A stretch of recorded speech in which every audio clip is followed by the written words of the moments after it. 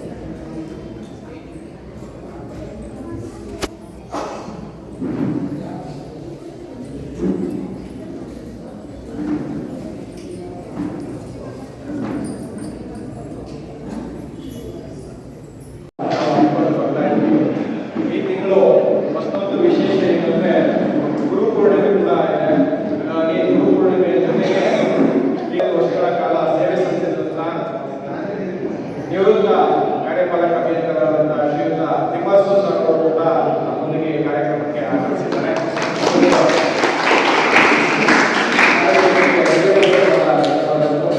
ಇವತ್ತಿನ ಈ ಕಾರ್ಯಕ್ರಮದ ವಿಶೇಷತೆ ಕೇಂದ್ರಬಿಂದು ಕೂಡ ಅವರೇ.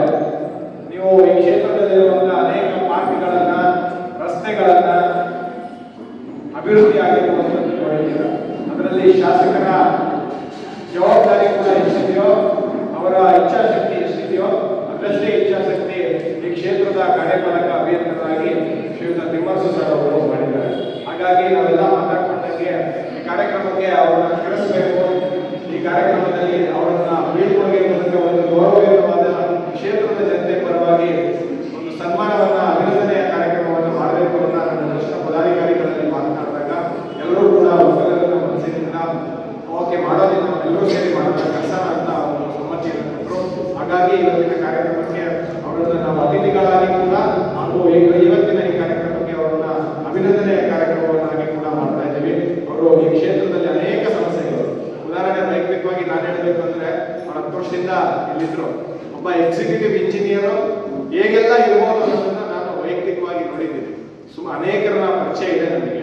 ಅವರೆಲ್ಲ ಹೇಗೆ ಆದರೆ ಸಾರ್ವಜನಿಕರ ಜೊತೆ ಅಂತ. ಬಟ್ ಅವರು ಈ ಕ್ಷೇತ್ರದಲ್ಲಿ ಇದ್ದಾಗ ಯಾರನ್ನೂ ಕೂಡ ಅವರ ಕಚೇರಿಗೆ ಹೋದವರಿಗೆ ಕುಳಿತುಕೊಳ್ಳಿ ಅಂತ ಹೇಳದೇನೆ ಯಾರ ಜೊತೆನೂ ಮಾತಾಡ್ತಾ ಇರಲಿಲ್ಲ. ಒಬ್ಬ ಅಧಿಕಾರಿಗೆ ಅದಕ್ಕಿಂತ ಆದಂತ ಕರ್ತವ್ಯ ಪ್ರಜ್ಞೆ ಮತ್ತೊಂದು ಬೇಕಾಗಿಲ್ಲ. ಹಾಗಾಗಿ ಆ ಕರ್ತವ್ಯ ಪ್ರಜ್ಞೆ ಜೊತೆಗೆ ಜನರೊಂದಿಗೆ, ಸಾರ್ವಜನಿಕರೊಂದಿಗೆ ಹೇಗೆ ವರ್ತಿಸಬೇಕು ಅನ್ನೋದು ಮೊದಲು ಗೊತ್ತಿತ್ತು ಅವರಿಗೆ. ಸಾರ್ವಜನಿಕರ ಜೊತೆ ಹೇಗೆ ನಾವು ವ್ಯವಹಾರ ಮಾಡಬೇಕು, ಸಾರ್ವಜನಿಕರ ಜೊತೆಗೆ ಹೇಗೆ ಮಾತಾಡಬೇಕು ಅಂತ ಅರಿವಿದ್ರೆ ಅರ್ಧ ಸಮಸ್ಯೆ ಸಾರ್ವಜನಿಕರು ಮುಗ್ದೋಗುತ್ತೆ.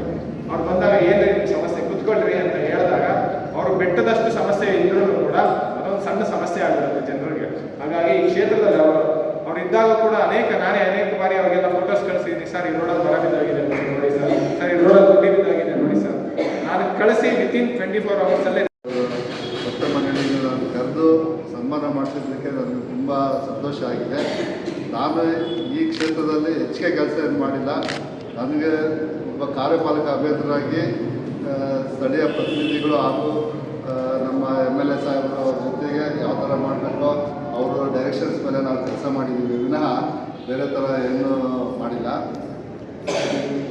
ಇದನ್ನು ನೀವು ಕರೆದು ನನಗೆ ಈ ಥರ ಒಂದು ಸನ್ಮಾನ ಮಾಡೋದಕ್ಕೆ ಅವಕಾಶ ಕೊಟ್ಟು ಮತ್ತು ಕರೆದಿದ್ದು ತುಂಬ ಸಂತೋಷ ಆಗಿದೆ ಅಂತ ಹೇಳ್ಬಿಟ್ಟು ನಾನು ಹೇಳ್ಬೋದು. ಶುಭಾಶಯಗಳು. ಸಂಘದ ಪದಾಧಿಕಾರಿಗಳಿಗೆ ಮಾತು ಕೆಲಸ ಆಗಬಾರ್ದು, ಕೆಲಸ ಮಾತಾಡಬೇಕು ಅನ್ನೋ ನಮ್ಮ ಧ್ಯೇಯನೇ ಕಾಯಿಗುವೆ ಕೈಲಾಸ. ಇವತ್ತು ಗುರುಪೂರ್ಣಿಮೆ, ವಿಶೇಷವಾಗಿ ನಾವು ಗುರುಗಳನ್ನ ನೆನೆಯುವಂಥದ್ದು. ಮೊದಲ ಗುರು ನಮ್ಮ ತಾಯಿಯೇ ಮೊದಲ ಗುರು. ಹಾಗಾಗಿ ತಾಯಿಯನ್ನು ನೆನೆಸುತ್ತಾ ನಮ್ಮ ಪರಂಪರೆ, ಏನು ವೀರಶೈವ ಲಿಂಗಾಯತ ಪರಂಪರೆನೇ ಗುರುಲಿಂಗ ಜಂಗಮ. ಲಿಂಗ ಆಮೇಲೆ ಹೇಳ್ತೀವಿ, ಗುರುವನ್ನ ಮೊದಲು ಜ್ಞಾಪಿಸ್ಕೊಳ್ತೀವಿ. ಹಾಗಾಗಿ ಇವತ್ತು ಬಹಳ ಪವಿತ್ರವಾದ ದಿವಸ.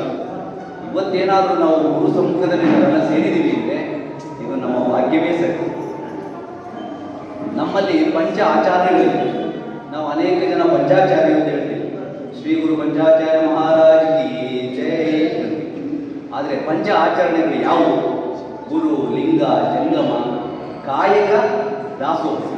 ಇದು ನಮ್ಮ ಪರಂಪರೆ, ಇದು ನಮ್ಮ ಧರ್ಮ, ಇದು ನಮ್ಮ ಸಂಸ್ಕೃತಿ, ಇದು ನಮ್ಮ ಹೆಮ್ಮೆಯೂ ಕೂಡ.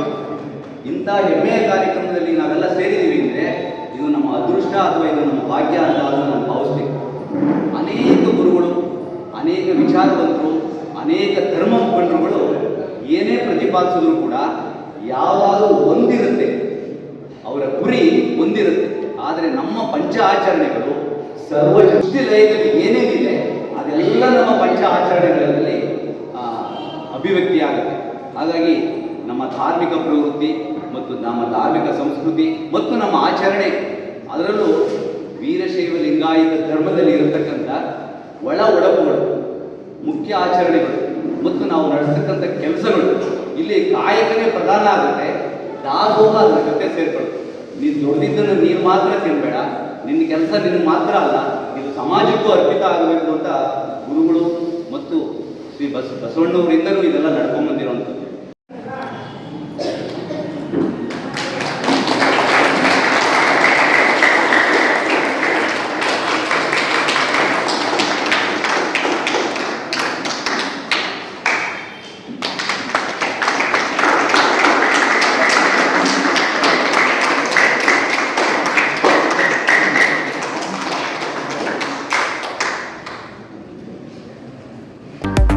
ಅಕಾಡೆಮಿ.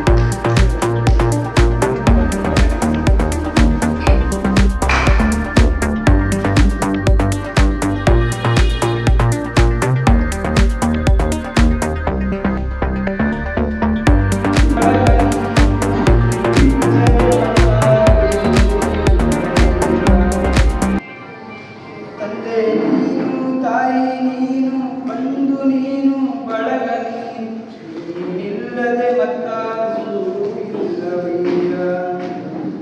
ಗುಡಲ ಸುಂದರ ದೇವ, ನೀನಿಲ್ಲದೆ ಮತ್ತಾರು ಇಲ್ಲವಯ್ಯ. ಹಾಲಲ್ಲದ್ದು ನೀರಲ್ಲದ್ದು, ಹಾಲಲ್ಲದ್ದು ನೀರಲ್ಲದ್ದು, ಆಡಿ ಕಾಲು ದಣಿಯಲು, ನೋಡಿ ಕಣ್ಣು ದಣಿಯಲು, ಆಡಿ ಕಾಲು ದಣಿಯಲು, ಎನ್ನೆವೆ ನಿನ್ನವೇ, ಎನ್ನೆವೆ ಕೂಡಲ ಸಂಗಮ ದೇವಯ್ಯ. ನಿಮ್ಮ ಉದರವಾಗಿ ನಾನು ಹೋಗುವ ಬರದೆ ನನಗೆ, ನಿಮ್ಮ ಉದರವಾಗಿ ನಾನು ಹೋಗುವ ಬರದೆ ನನಗೆ. ಹಾಲಲ್ಲದ್ದು ನೀರಲ್ಲದ್ದು, ನೀರಲ್ಲದ್ದು, ಕೂಡಲ ಸಂಗಮ ದೇವ, ನೀನಲ್ಲದೆ ಮತ್ತಾರೂ ಇಲ್ಲವಯ್ಯ.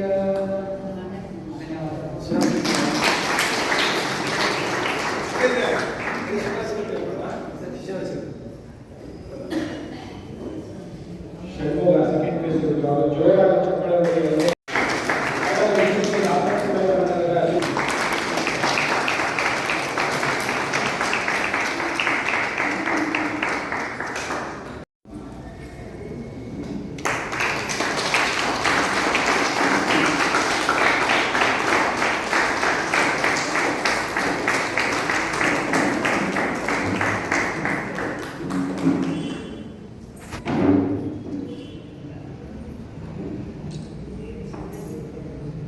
ರೂಪಾಯ ಶಿವಾಯ ನಮಃ.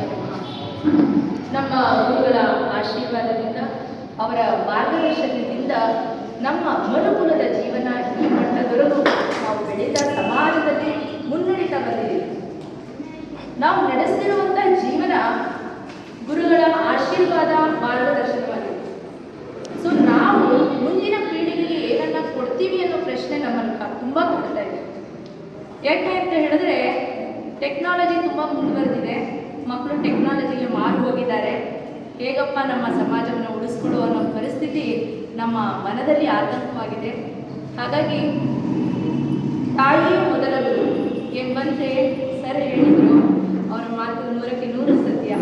ತಾಯಿಯಿಂದ ಮಾತ್ರ ಒಂದು ಸಂಸಾರವನ್ನು, ಒಂದು ಸಮಾಜವನ್ನು, ಒಂದು ರಾಜ್ಯವನ್ನು, ದೇಶವನ್ನು ಸುಭದ್ರವಾಗಿ ನಡೆಸಲಿಕ್ಕೆ ಸಾಧ್ಯ ಅಂತ ಹೇಳಿ ಅವರು ಹೇಳಿದರು. ಅದರಂತೆ ನಾವು ಕೂಡ ಜವಾಬ್ದಾರಿಯನ್ನು ಹೊಂದಿದವರಾಗಿ ನಮ್ಮ ಮಕ್ಕಳಿಗೆ ಸನ್ಮಾರ್ಗವನ್ನು, ನಮ್ಮ ಒಂದು ವೀರಶೈವ ಸಿದ್ಧಾಂತ ಶಿಖಾಮಣಿ ಬಸವಣ್ಣನವರ ವಚನಗಳನ್ನು ಪಾಲಿಸ್ತಾ ನಮ್ಮ ಬದುಕನ್ನು ಸಾರ್ಥಕ ಮಾಡಿಕೊಡುತ್ತಾ ನಮ್ಮ ಸಮಾಜಕ್ಕೆ, ನಮ್ಮ ಮುಂದಿನ ಪೀಳಿಗೆಗೆ ಕೆಲವೊಂದು ಮಾರ್ಗವನ್ನು ನೀಡುವುದರ ಮೂಲಕ ನಮ್ಮ ಜೀವನವನ್ನು ಸಾರ್ಥಕ ಮಾಡಿಕೊಳ್ಳೋಣ ಅಂತ ಹೇಳ್ತಾ ನಿಮ್ಮೆಲ್ಲರಿಗೂ ಎರಡು ಮಾತನಾಡಲಿಕ್ಕೆ ಅವಕಾಶ ಮಾಡಿದಂತ ತಮ್ಮೆಲ್ಲರಿಗೂ ಕೂಡ ಧನ್ಯವಾದಗಳನ್ನು ಅರ್ಪಿಸ್ತೇನೆ. ಮತ್ತೊಮ್ಮೆ ಶುಭಾಶಯಗಳು.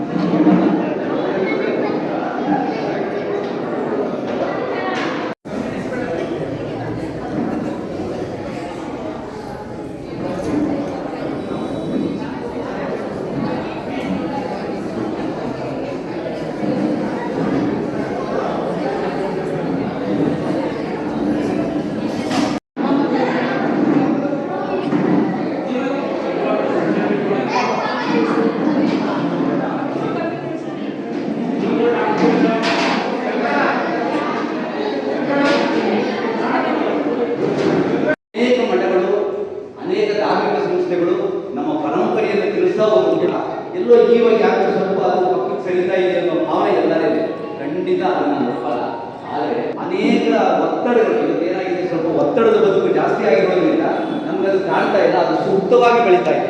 ಅದಕ್ಕೆ ನೀವೇ ಸಾಕ್ಷಿ.